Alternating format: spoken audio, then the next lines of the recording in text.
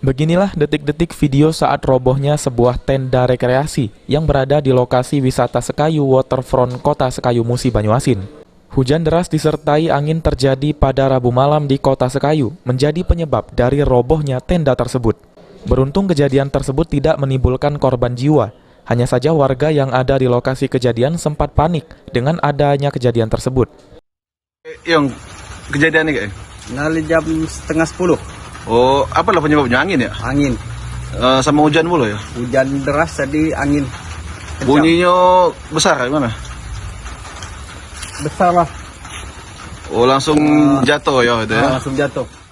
Atas kejadian tersebut, petugas dari Dinas Lingkungan Hidup Kabupaten Musi Banyuasin sudah mulai membersihkan reruntuhan dari robohnya tenda tersebut agar tidak terjadi hal yang membahayakan masyarakat.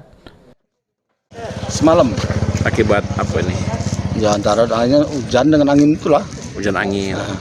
Jadi ini apa, roboh atau sobek atau gimana, Pak? Besi penahannya keburuk. Oh, besi penahannya sudah Putus. Oh, jadi diterjang angin jadi Ya roboh. karena angin sudah tuh ada tampungan air. Oh, beban air ya. Nah.